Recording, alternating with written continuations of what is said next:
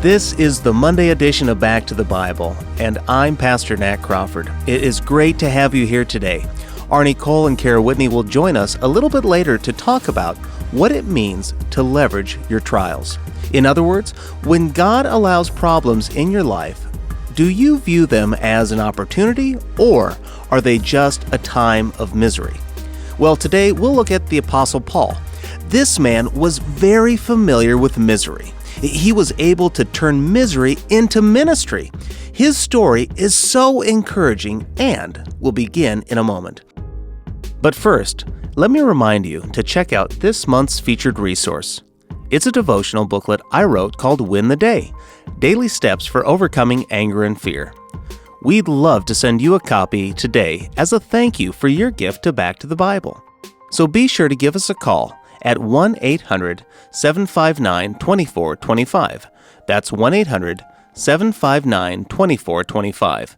Or, if you prefer to give online, visit us at backtothebible.org. Now, let's dive into our study. For most of my life, I've been interested in growth and learning. Now, part of that is probably just the environment I was raised in. My grandfather was a successful business owner for over 50 years. My mother was a successful business owner.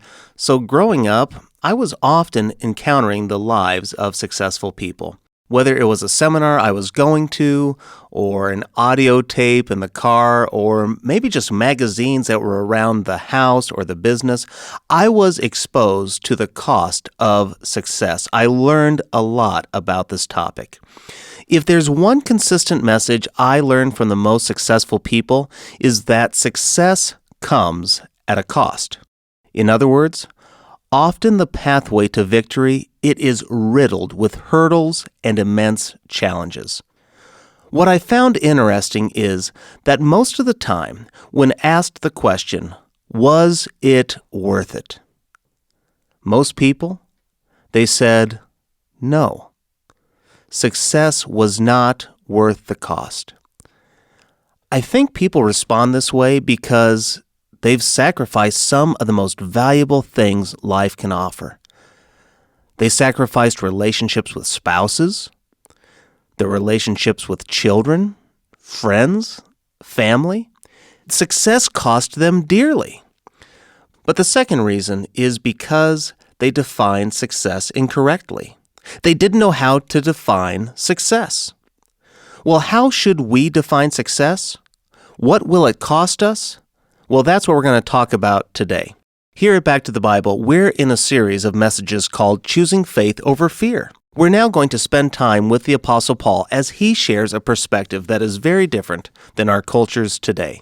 Well, before we begin looking at the Apostle Paul's perspective on choosing faith over fear, I'd love to ask my guests, Arnie and Cara, you've both had measures of success, but I'm going to guess, Arnie, that most people don't know about your background. Before coming to Back to the Bible, how did you define success before coming to Christ, and was the cost worth it? So before I became a Christ follower, my formula was help people, but make a lot of money while you do it.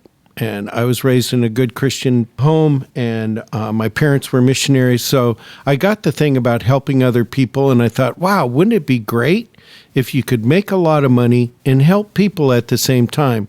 Because at the end of the day, it was all a joke. There was just nothing but money and living for the day. Which, in some regards, isn't necessarily all bad on the part of helping people and getting paid for it. That's kind of the way business works. But the reality is, for you, success was really defined in how much money you could accumulate, which is pretty common today.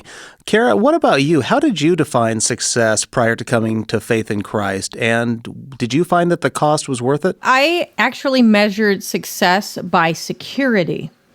So I would think financial security, knowing my bills were going to get paid. If something happened, I would have enough of a backup plan to sustain me.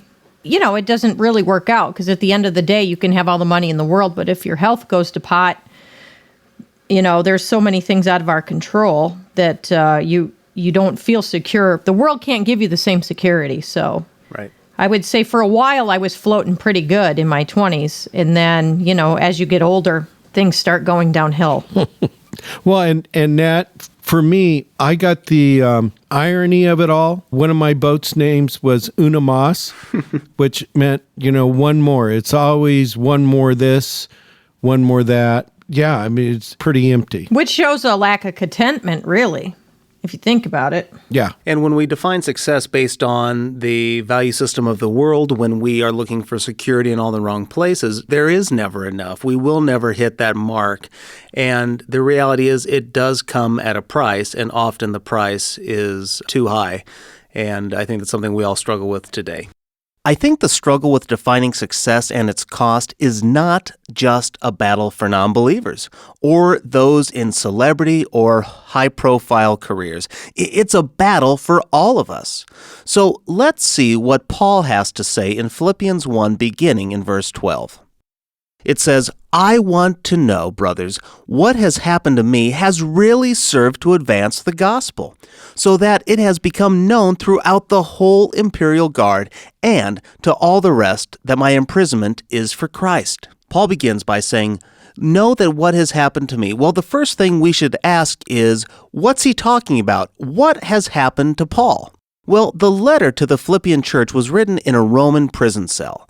Paul, here, he is writing this while in chains. Now, let me just pause there, because prisons today aren't what they were back then. There wasn't a nice bed with a sink and a toilet. No, there was no bed, no sink, no toilet, no electricity, no TV. There wasn't recreational hour. It wasn't going and working out at the gym. No, it was dark. It was a dank prison cell. Paul would have been in chains all day long. In fact, he would have been chained to a prison guard 24 hours a day. Each guard would spend 6 hours with Paul, and then there would be a guard switch. So Paul, he was chained to 4 different people each day. Even when he had to use the restroom? Yep. Well, even when he was sleeping? Oh yeah. There was no break from having a guard chained to his side. In a meeting this past month we had with our CEO, Arnie, who's actually in the studio with us right now, he gave us at Back to the Bible a challenge because we were going to be moving to a remote work policy. With COVID-19, we thought it'd be better to work remotely, and so he gave us this challenge. He said, you have got a choice. You can either choose misery or you can choose ministry. Will the chains that we have through this trial lead us to misery, or will it lead us to ministry? Well, here's the truth of the matter. The trial isn't the deciding factor for that. It's our choice to choose. We have a choice to make. The trial really doesn't matter. It's how we choose to respond to it. The Apostle Paul, he had every reason to choose misery over ministry in his context. Listen to 2 Corinthians 11:24, because Paul, he gives us his ministry experience. I mean, listen to this. Paul says, 5 times I received at the hand of the Jews the 40 lashes less 1. 3 times I was beaten with rods. Once I was stoned. 3 times I was shipwrecked. A night and a day I was adrift at sea. On frequent journeys and danger from rivers, dangers from robbers, danger from my own people, danger from Gentiles, danger in the city, danger in the wilderness, danger at night, danger from false brothers, in toil and in hardship, through many a sleepless night, in hunger and thirst, often without food, in cold and exposure. Man, can you believe that list? Paul, he had a reason. No, strike that. He had every reason to choose misery over ministry. But what did Paul write to this Philippian church? He said, not that I am speaking of being in need, for I have learned in whatever situation I am to be content. I know how to be brought low, and I know how to abound. In any and every circumstance, I have learned the secret of facing plenty and hunger, abundance and need. I can do all things through him who strengthens me. Arnie, do you remember that challenge you gave us, misery or ministry? You weren't speaking from a lack of misery-giving experience, were you? No, not at all. It's just I've learned over time that in life, and especially when you're doing ministry, you have a choice. Either choose misery or really decide to go with ministry. And there's choices all along. Basically be self-focused or focused on ministering to others. Right. And you've been around for a while, so you've experienced a lot of opportunities to choose misery, but instead you keep choosing ministry. How are you able to choose ministry time after time? You know, that's a great question. As a new believer, right out of the gate, maybe I'd been a Christ follower for 3 years. I'm working for a ministry, and I get fired. And it's like, holy cow, what in the world is going on here? I thought the Lord had called me, and it was very, very hard. And I had a pastor that was mentoring me, and he just came and said, Arnie, get over it. They made a mistake. Go on.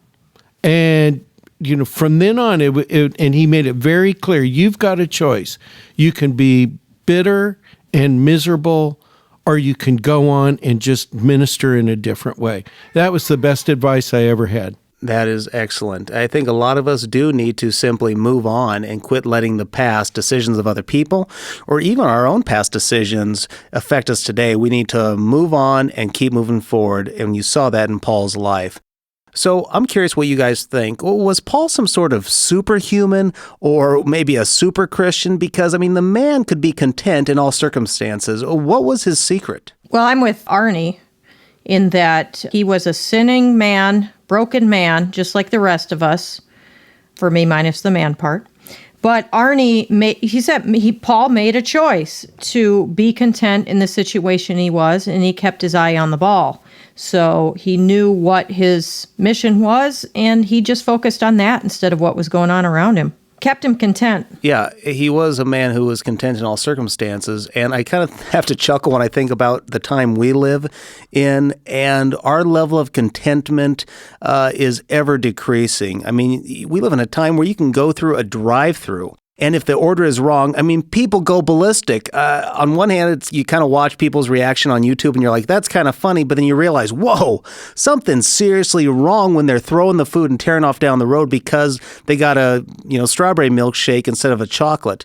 The Apostle Paul, if that was him, he would have said, hey, I'm content, no worries. So how can you and I today, how can our listeners learn to be content in all circumstances? Well, the way I look at it is Satan is always trying to trip me up.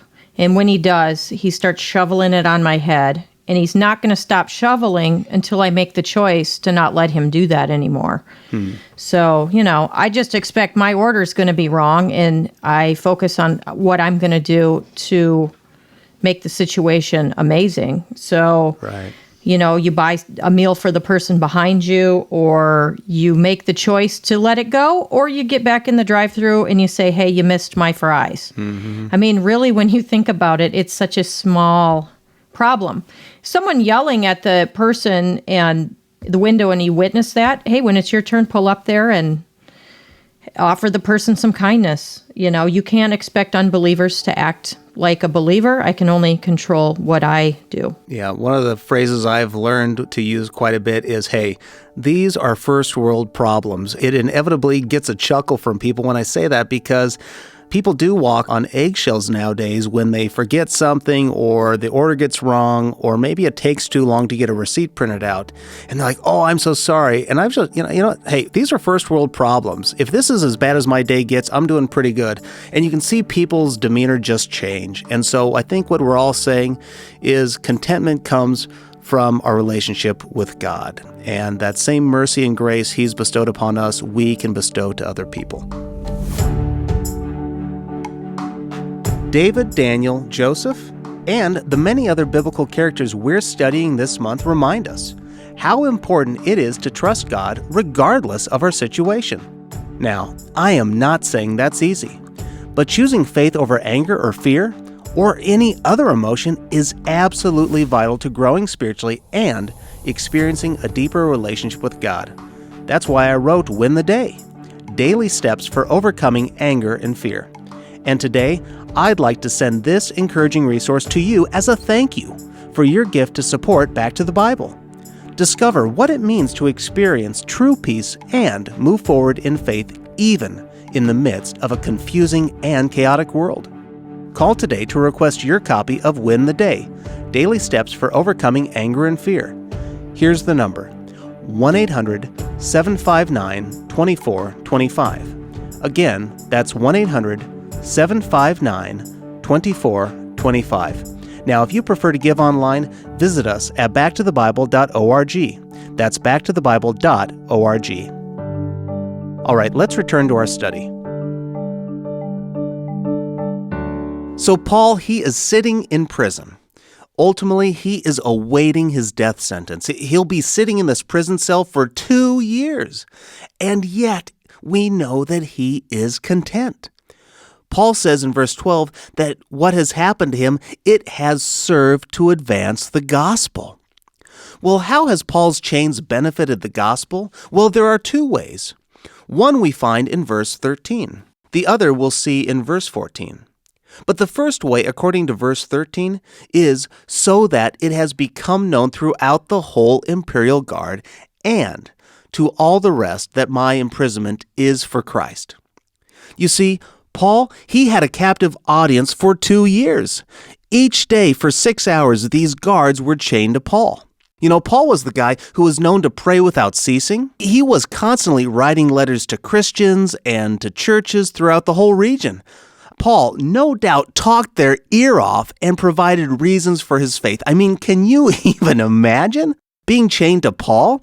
Paul was the guy who was a persecutor of the church. I mean, he probably didn't need to start the conversation. The guards probably just said, "Hey, Paul, I got to ask you this question. Why on earth would you give up your prestige and influence to stop persecuting the church, but instead to become a church member? I mean, all you got was this lousy prison sentence, right?" They would have had to wonder what was up with this Paul to go from a persecutor to being a church planter. It's unbelievable. Paul never needed an open door like that, but I have no doubt he walked through it when it came, and I have no doubt it came with these guards. So what was the result of these chains? Well, it tells us many of the prison guards would come to faith in Jesus Christ. Because of these very chains, the Praetorian Guard would hear the message of the gospel. But not only did these guards hear and receive Christ, but they did what is supposed to happen. They became disciple-making disciples. They took the same gospel message and they shared it throughout the whole Praetorian Guard. This was an elite and highly respected group. They spread it through the guard and throughout the whole city of Rome, all from the chains inside of a prison cell. Arnie, it kind of makes you wonder, what's our problem? I mean, for many, COVID-19 is coming to an end of its massive spread and the quarantines are decreasing. Of course, we don't know how it's really going to play out, but I wonder, were we like Paul, using our chains of quarantine to spread the gospel? That's a great question. I know a lot of us weren't like Paul, trying to make the best of it. From at least what I see, a lot of us struggled to the point where it was very hard for us to keep above water. But I would say one thing that we've been very passionate about is using this experience, even when we're working remote, we're actually using it to motivate us to spread the gospel at an unprecedented level. Wouldn't you agree, Arnie? I do agree. That's for sure. It's a tremendous opportunity. Cara, Paul's example is something remarkable and attainable. He approached every opportunity with gospel intentionality. In other words, he saw each meeting as an opportunity to share the hope of Jesus Christ. Why do we struggle with this philosophy? Well, because you go back to what you talked about earlier when you held up a quarter. We see our problems, and we're very short-sighted. I think Paul saw the long term up in front of him, or no matter how long that would be. Paul had a game plan. He stuck to the game plan. His eye was on the ball. And I think we're just easily distracted by things. Yeah, I think that's really true. You've got posture much like Paul. You look for everyday outreach opportunities. Do you want to share a little bit about that? Well, I go in with a game plan. So going in to get my hair cut or going into a situation, I'm very purposeful about reminding myself what my mission is. If I don't, I'm going to get distracted. I'm going to get into my phone. I'm going to be doing something else. But if I go into a doctor's office, dentist, I'm sitting there and I have the game plan of evangelizing, then I'm going to look for those opportunities. And when I spent my time as a teaching pastor at a church here in Lincoln, I also spent time doing local outreach. And one of the things I encouraged the church members was we need to just look for everyday opportunities, but approach them with gospel intentionality. In other words, quit trying to think you have to be an evangelist like Peter, very abrasive and in your face. You don't have to be like Paul, who's very philosophical and used a lot of reasonable arguments to present Christ. Rather, be who you are. Don't look for the way to be like somebody else or be like a Billy Graham. God has you right where he wants you, so lean into those everyday opportunities.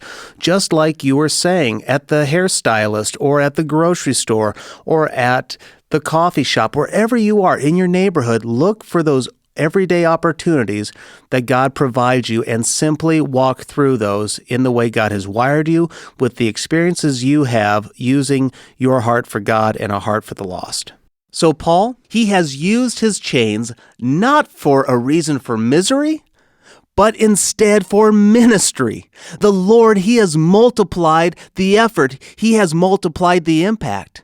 And Paul's chains, they didn't just impact his own ministry, but it also spread to other believers. I mean, listen to verse 14. It says, "And most of the brothers, having become confident in the Lord by my imprisonment, they are much more bold to speak the word without fear." Not only has Paul's chains provided opportunity to share the gospel with the lost, but it also provided motivation to followers of Christ. That's why Paul says that his imprisonment has increased believers' confidence to share the gospel without fear. Here's something that we could easily miss. The word speak could easily be taken to mean preach, but that's not what it means. It means everyday conversation.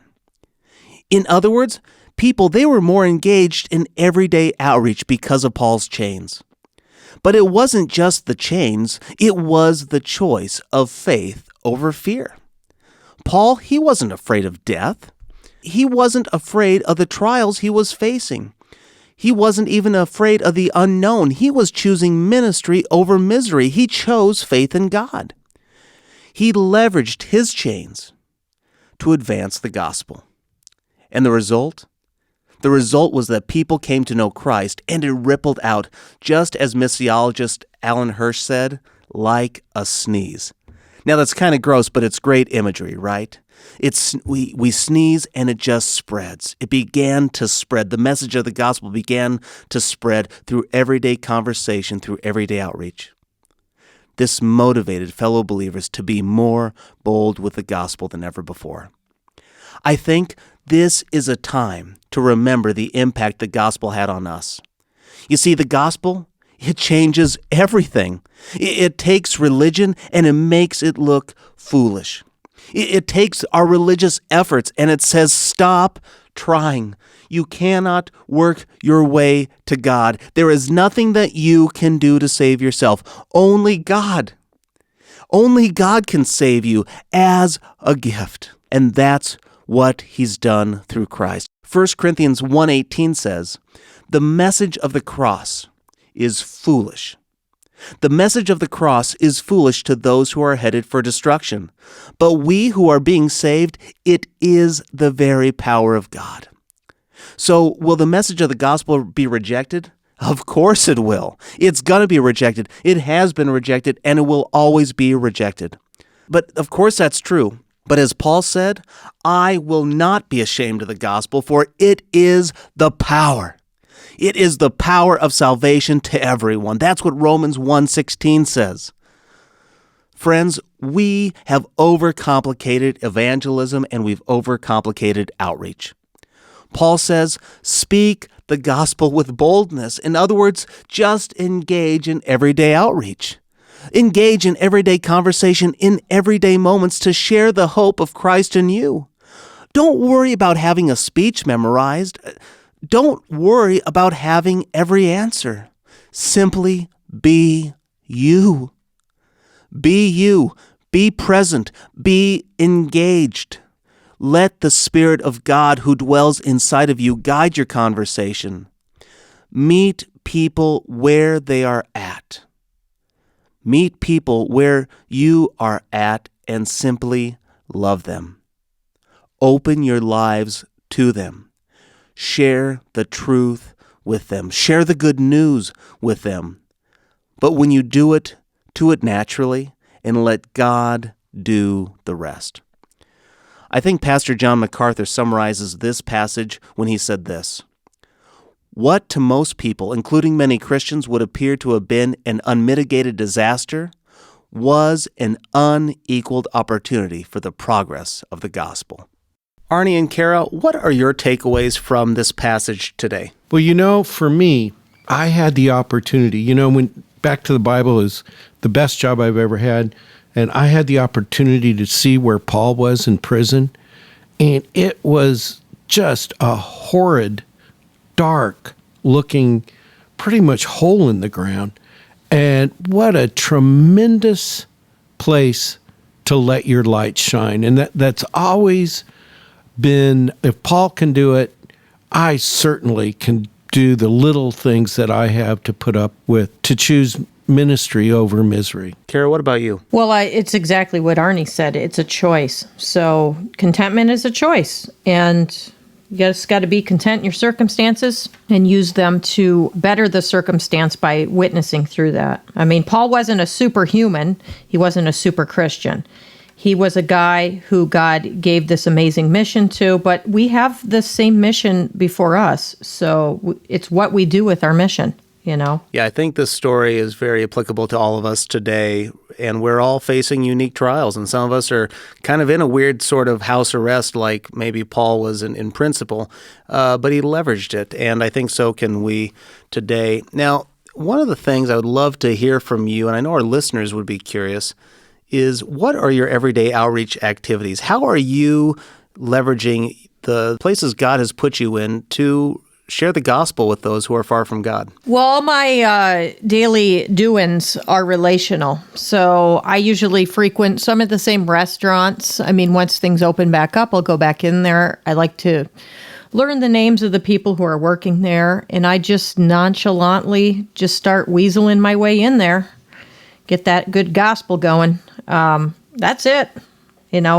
Missionary work isn't always hanging out in the jungle. It's going to the local restaurant or the barber or whatever, and you just start creating relationships with people. Well, and I think you nailed it. In fact, it's rarely going to the jungle, right? It's everyday opportunities right in your own backyard. And I think you said something else there that was so important. It takes time. You go to the same restaurant to build relationship with those people, the same store to build the relationship with those people. That way, you're kind of preparing the soil for the seed of the gospel. Is that right? That's exactly right. A grocery store, wherever. I mean, we're people who like routine. Most people are frequenting the same places. And so you just keep building on those relationships. What about you, Arnie? I have to work at it more. I try to have a lifestyle, and I'm not saying lifestyle evangelism where you just let your light shine and people are supposed to come to you, but I'm more of an introvert. But we live on a horse ranch. We have an equestrian academy. It's my wife and daughter's ministry, and probably 3/4 of the people are non-believers. It's been an excellent way to minister to people. And then the other thing, if you saw my office, I'm surrounded by 10 different computer screens. All of them tell me how people are doing inside of our discipleship app, Go Tandem. And I can see all around the world, and I know what needs to be done to help move people closer to Jesus today than they were yesterday. So even though I'm not out there and I'm kind of in isolation here, we still have people coming to our farm, and then I can see all around the world where people are, and then doing the best I can to minister to those people that come into my life. Right. And, I hate to break this to you. You're going to get a lot of email now from introverts because you just took away their excuse not to do outreach, Arnie. I hope you know you're going to be inundated with communication. But you nailed it on the head. We are all called to do outreach. Your personality is one thing, and you got to lean into that, and that's okay. God made you that way. But there are opportunities around you, whether it's technological or whether it's through a passion of yours, which is exactly what you've done and what you are doing. For our family, we've tried to make our home a lighthouse in the community. We're in an established neighborhood where there's a lot of young families, and people know based on the time we spend outside in our front lawn. We put our garden in the front lawn, not in the backyard, intentionally, so that way in the summertime and spring and fall, we would be out there gardening as people walked by. And what do they inevitably say? Hey, tell me about your garden, or hey, it's looking really good. And what do? I put down the vegetables, or, if I was actually weeding, I would stop weeding, but I don't weed, but I stop and I talk to them. That was by design. I'm taking a passion, gardening, and leveraging it for the gospel.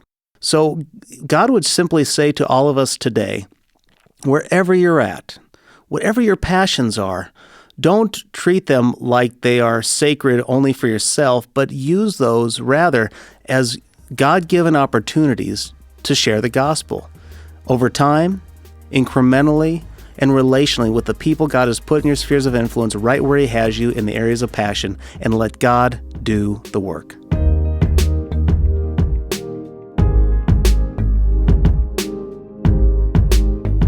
So, misery or ministry? The choice is ours. I'm not saying it's easy, but I am saying that your life is a shining light even in the darkest of times. So what can you do to leverage your trials? Something to think about as we go forward today. So as we wrap up, let me remind you to call and request your copy of Win the Day, Daily Steps for Overcoming Anger and Worry. I wrote this devotional booklet to help you move forward in faith even during these challenging times. And today, we'd like to send you a copy as a thank you for your gift to support Back to the Bible. Make your request at 1-800-759-2425. That's 1-800-759-2425. Or if you want to give online, visit backtothebible.org. Hey, join me again tomorrow, and until then, stand firm, stand faithful, and stand on God's Word. This is Nat Crawford with Back to the Bible.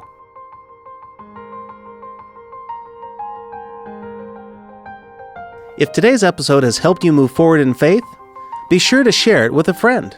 And would you consider leaving a rating or review? We'd love to hear from you.